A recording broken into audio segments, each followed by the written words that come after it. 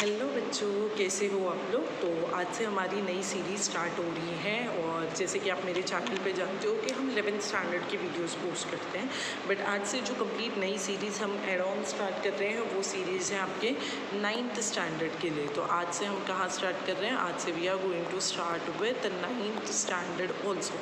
तो 9th standard की bio जो है हम यहाँ पर स्टार्ट करने वाले हैं। नॉट ओनली बायो, हम फिजिक्स केमिस्ट्री 9th का पूरा देखने वाले, कंप्लीट साइंस आपके यहाँ पे देखेंगे हम यहाँ पे। तो एक एक चैप्टर हम जो है कंप्लीट करते जाएंगे।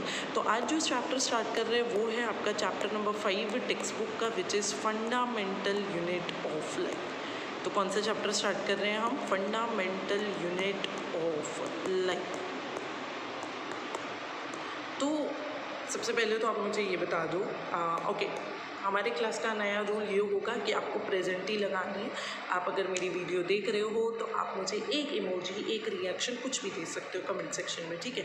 तो आपके कमेंट अगर होंगे तो मुझे पता चल जाएगा कि आपने मेरी वीडियो देखी हुई है, ठीक है, आपने मेरी क्लास अटेंड की हुई है।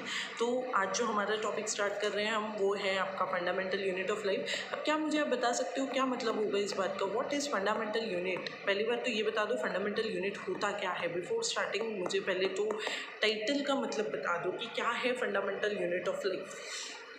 चलो जल्दी जल्दी comment section, quick quick quick quick मुझे कमेंट में कमेंट देते जाना, बिकॉज जितना क्विक आप कमेंट दोगे उतना अच्छा है आपके लिए, तो आपको भी पता चल जाएगा। तो फंडामेंटल यूनिट की अगर मेरे बच्चों में बात कर रही हूँ ना, तो क्या मतलब होता है इस बात का? जैसे फॉर एग्जांपल मैं अगर बोलूँ कि मुझे एक बिल्डिंग बनानी है, ठीक है, मुझे क्या बनानी है? बिल्डिंग बनानी है, ठीक है। अब ये बिल्डिंग के जब मैंने स्ट्रक्चर बनाया तो बिल्डिंग का स्ट्रक्चर मुझे चाहिए 5 फ्लोर, ठीक है। बिल्डिंग कितनी फ्लोर की चाहिए? मुझे 5th फ्लोर की चाहिए। उसमें मुझे ऊपर टेरेस भी चाहिए, मुझे नीचे बेसमेंट भी चाहिए, ठीक है, मुझे सब कुछ चाहिए, करेक्ट। तो मुझे एक बिल्डिंग इस तरीके से बनानी है। तो जब मैं इस तरीके से बिल्डिंग बनाने की बात कर रही हूँ, मतलब मुझे ये सारी चीज़ें चाहिए होंगी। तो मुझे ये सब बनाने के लिए सबसे इम्पोर्टेंट चीज़ क्या चाहिए होगी? चलो जल्दी जल्दी बता दो, सबसे इम्पोर्टेंट चीज़ क्या चाहिए होगी? मुझे एक बिल्डिंग बनाने के लिए सबसे इम्पोर्टेंट चीज़ क्या चाहिए? जैसे फॉर एग्जांपल अगर मुझे चाहिए लेबर, तो चलो मैंने लेबर ला दिए। एक कॉन्ट्रैक्टर को मैंने कॉन्ट्रैक्ट दे दिया, उसने लेबर ला दिए, उसने पानी ला दिया, उसने सीमेंट ला दिया, सब कुछ ला दिया, ठीक है। लेकिन फिर भी कुछ तो मिसिंग है, कुछ तो ऐसा पार्ट मिसिंग है जिसकी वजह से बिल्डिंग का बेस ही नहीं खड़ा हो पा रहा है। तो क्या हो सकता है? चलो जल्दी जल्दी बता दो क्या हो सकता है वो मिसिंग पार्ट। फटाफट फटाफट फटाफट। अरे भाई एक्टिव हो जाओ, कमेंट में कमेंट कर दो। करेक्ट। तो मिसिंग पार्ट होता है ब्रिक। मिसिंग पार्ट क्या है? ब्रिक। क्योंकि इसके बिना तो बिल्डिंग बननी ही नहीं है। जैसे आपका मिसिंग पार्ट है ब्रेन, ब्रेन है ही नहीं तो आंसर देंगे कहाँ से मैम हम? सही बात है ना, दिमाग ही नहीं है तो आंसर कहाँ से देंगे? तो चलो, जैसे ब्रिक होता है बेसमेंट, ब्रिक होता है मिसिंग पार्ट इस बिल्डिंग का। तो जब हम बात कर रहे हैं एक बॉडी की, ना हमें पता है कि हमारे अर्थ पे वेरियस काइंड ऑफ ऑर्गेनिज्म होते हैं, कुछ लिविंग होते हैं, कुछ नॉन लिविंग होते हैं। तो इन लिविंग और नॉन लिविंग में डिफरेंशिएशन करना है, तो डिफरेंशिएशन कैसे करेंगे? तो लिविंग वाले क्या करते हैं? रेस्पायर करेंगे। रेस्पायर करना मतलब क्या? ब्रीद इन ब्रीद आउट करना। फिर रिप्रोडक्शन करेंगे। फिर बेसिक की बात कर ले तो they can walk, they can talk, ये सब किसकी कैरेक्टरिस्टिक है? लिविंग की कैरेक्टरिस्टिक है। तो ये सब करने के लिए और इनको इनसे अलग बनाने के लिए क्या चाहिए होता है? इनको इनसे अलग बनाने के लिए क्या चाहिए? सेल। क्या चाहिए? सेल। तो हमें लिविंग को नॉन लिविंग से अगर डिफरेंशिएट करना है तो सबसे इम्पोर्टेंट होता है सेल। इसीलिए हम क्या बोलते हैं कि सेल क्या है? तो cell is the fundamental unit of all living organism. जितने भी लिविंग ऑर्गेनिज्म होंगे सबके होंगे। लिविंग ऑर्गेनिज्म मतलब क्या? फॉर एग्जांपल छोटे से छोटा living organism like amoeba, micro organisms, या हम बोल देंगे पैरामोशियम, करेक्ट। ये तो सब बैक्टीरियाज की बात कर ली हमने। प्लांट्स, फिर एनिमल्स, ह्यूमंस, ये सब किस में आते हैं? ये सब लिविंग में आ जाएंगे। किस में आ जाएंगे? लिविंग में। तो इनको अगर अपनी लाइफ कंप्लीट करनी है तो इनको किसकी ज़रूरत पड़ेगी? सेल की ज़रूरत पड़ेगी, करेक्ट है। अब आपके टेक्स्ट बुक में ना बिफोर स्टार्टिंग एक एक्सपेरिमेंट है। क्या है एक्सपेरिमेंट? चलो देख लेते हैं। तो एक्सपेरिमेंट क्या बोला गया आपके टेक्स्ट बुक में कि आपको क्या करना है, आपको एक थिन स्लाइस लेनी है। किसकी स्लाइस लेनी है? आपको नहीं लेनी है, थिन स्लाइस ऑफ कॉक लेनी है। ठीक है, क्या किया है एक्सपेरिमेंट में? एक थिन स्लाइस ऑफ कॉक लिया है। किसने लिया है? तो रॉबर्ट हुक ने। किसने लिया है? Robert Hooke. अब बताओ ये रॉबर्ट हुक कौन है? चलो बताओ रॉबर्ट हुक कौन है? रॉबर्ट हुक ने क्या किया? एक थिन स्लाइस ऑफ कॉक ले ली। रॉबर्ट हुक कौन है? तो he was a scientist. He was scientist. Scientist का काम ही यही है, कुछ ना कुछ एक्सपेरिमेंट करना। तो what he did, he took a thin slice of a कॉक। कॉक का थिन स्लाइस लेना मतलब कॉक क्या है? तो कॉक is a part of a bark. ये क्या होगा? ये बार्क जो हमारे ट्री की जो बार्क होती है ना, जैसे ये एग्जाम्पल एक ट्री है, ठीक है, तो ये ट्री के ऊपर कुछ ऐसे ऐसे बार्क्स प्रेजेंट होती है, तो वो बार्क का एक थिन स्लाइस उन्होंने ले लिया, उसको उन्होंने जूम कर लिया और जूम करके एक छोटी सी स्लाइस उन्होंने ले ली। तो जब उन्होंने छोटी सी स्लाइस ली तो उनको उन्होंने क्या किया? ऑब्जर्व करने की कोशिश की अंडर माइक्रोस्कोप। तो उन्होंने जो है ऑब्जर्व किया था इन द ईयर 1665। उन्होंने क्या बोला? 1665 में उन्होंने ऑब्जर्व किया। उन्होंने क्या बोला कि जब उन्होंने थिन स्लाइस ऑफ कॉक को अंदर देखा माइक्रोस्कोप के अंदर, तो उन्हें कुछ ऐसे कंपार्टमेंट देखने को मिले। जब उन्होंने ऑब्जर्व किया तो उन्हें कैसे देखने को मिला? उन्हें कुछ बी हाइव जैसे स्ट्रक्चर्स देखने को मिले। उन्हें क्या देखने को मिला? तो कुछ ऐसे समवॉट बी हाइव जैसे स्ट्रक्चर्स उन्हें देखने को मिल गए, और ये बी हाइव जैसे स्ट्रक्चर्स के अंदर उन्हें कुछ ऐसे तरीके से देखने को मिले। तो उन्होंने क्या बोला? ये जो बी हाइव जैसा स्ट्रक्चर है उसे उन्होंने क्या दे दिया? नाम दे दिया सेल। क्या नाम दे दिया? सेल। तो उन्होंने क्या बोला कि सेल जो है इसको हम लेटिन में क्या बोलते हैं? लेटिन वर्ड जो सेल का होता है वो क्या है? तो लेटिन वर्ड जो सेल का होगा वो क्या होता है? सेला। लेटिन वर्ड क्या होता है? Cella, which means a small room. Which means a small room. तो ये उन्होंने ये कंपार्टमेंट को क्या नाम दे दिया? सेल दे दिया। किसने दिया? रॉबर्ट हुक ने, इन द ईयर 1665। तो ये आपका पहला पैराग्राफ हो गया। अब मुझे बताओ कि ये जो लिविंग ऑर्गेनिज्म हम बोल रहे हैं, तो ये लिविंग ऑर्गेनिज्म बने किससे हैं? तो living organism are made up of cell. किसके बने होंगे? Living organism are made up of cell. Again उन्होंने क्या किया? एक नया एक्सपेरिमेंट ले लिया हमने। एक नया एक्सपेरिमेंट कौन सा लिया? वो एक्सपेरिमेंट के बेसिस पे हमने क्या डिफाइन कर दिया कि living organism are made up of cell. You can perform this experiment. एक सेकेंड एक्सपेरिमेंट क्या है हमारे पास में? तो सेकेंड एक्सपेरिमेंट है आपका पील ऑफ स्किन। सेकेंड एक्सपेरिमेंट क्या है? पील ऑफ स्किन। ऑनियन का पील ऑफ स्किन। तो ऑनियन का पील ऑफ स्किन में उन्होंने अगेन क्या किया? ऑनियन का जो ऊपर वाला हिस्सा था उसको निकाल के उन्होंने ऑब्जर्व किया अंडर माइक्रोस्कोप। फिर भी उन्हें क्या दिखा? अगेन उन्हें कुछ ऐसे ऐसे टाइप के स्ट्रक्चर्स देखने को मिल गए। उस ऐसे ऐसे टाइप के स्ट्रक्चर्स को उन्होंने क्या बोल दिया कि दिस आर सेल। इनको क्या बोल दिया? सेल। ये सब क्या है? सेल। ये सब उन्होंने किस में देखा था? तो he had observed all this in the microscope. उन्होंने किस में देखा ये सारी चीज़ें? ये सारा ऑब्जर्वेशन उन्होंने किस में किया था? तो ये सारा ऑब्जर्वेशन उन्होंने माइक्रोस्कोप में किया।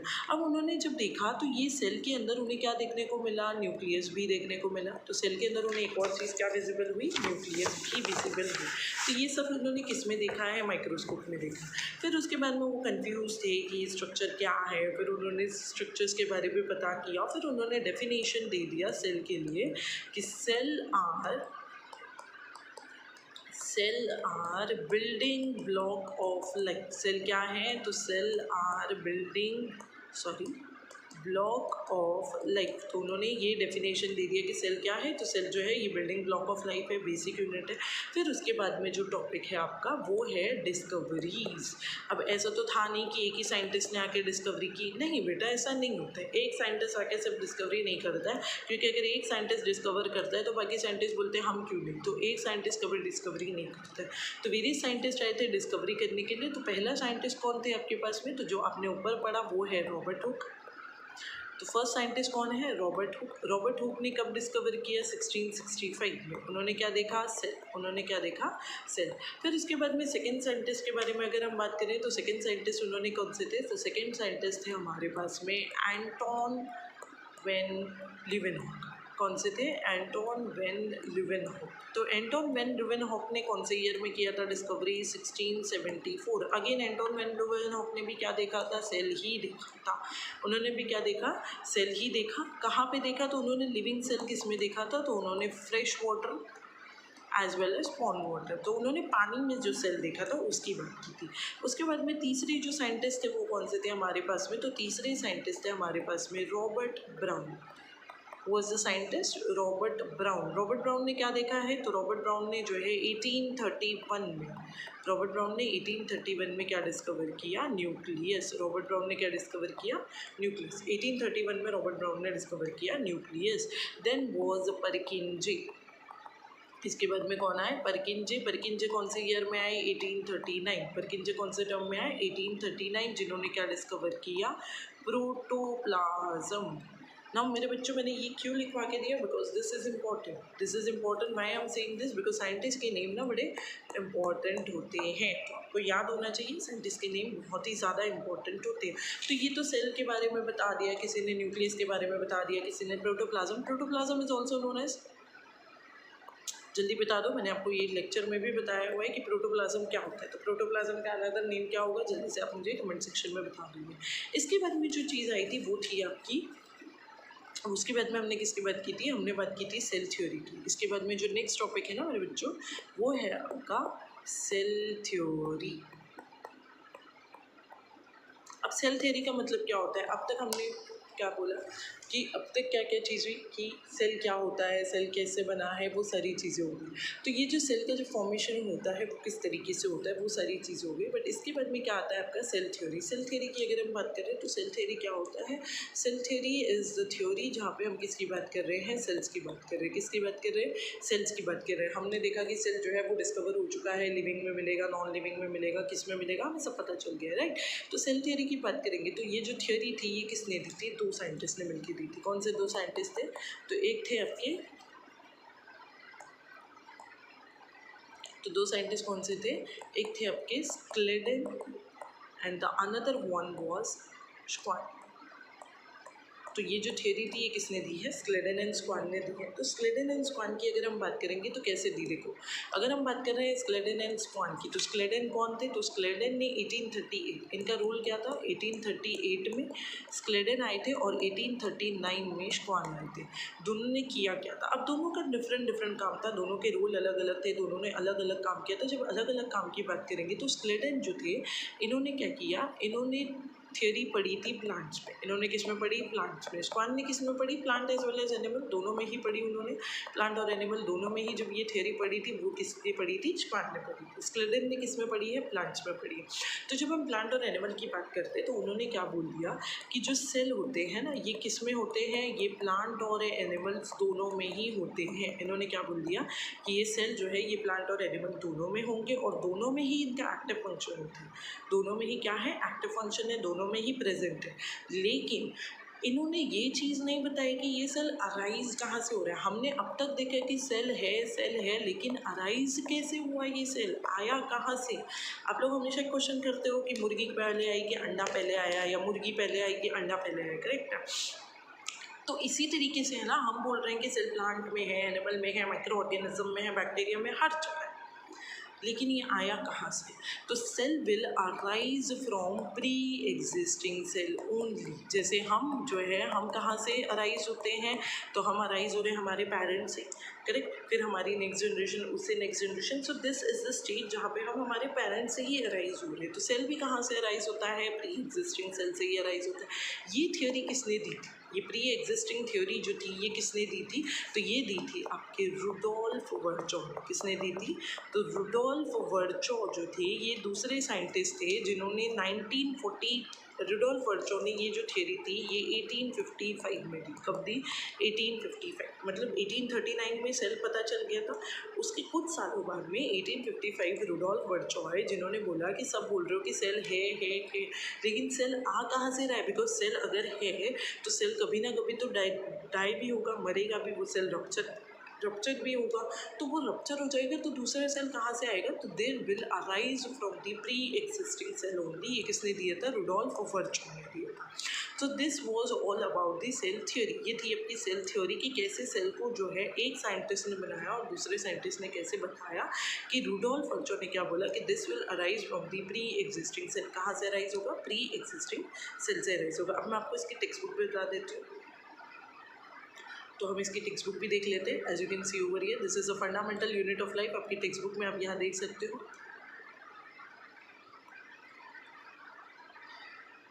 ठीक है। तो ये हमने देखा कि कैसे हम सबसे पहले किस में बात की है, हमने कॉक के बारे में बात की। तो कॉक जो है ये किससे रिसेंबल होगा, एक सेकेंड। हाँ, तो एज यू कैन सी कॉक जो है ये सब्सटेंस कहाँ से आया था, बार्क ऑफ ट्री से आया था। 1665 में रॉबर्ट हुक ने दिया था और उन्होंने क्या बोल दिया कि ये सब सेल है। सेल क्या है, तो cell is the Latin word for the little root.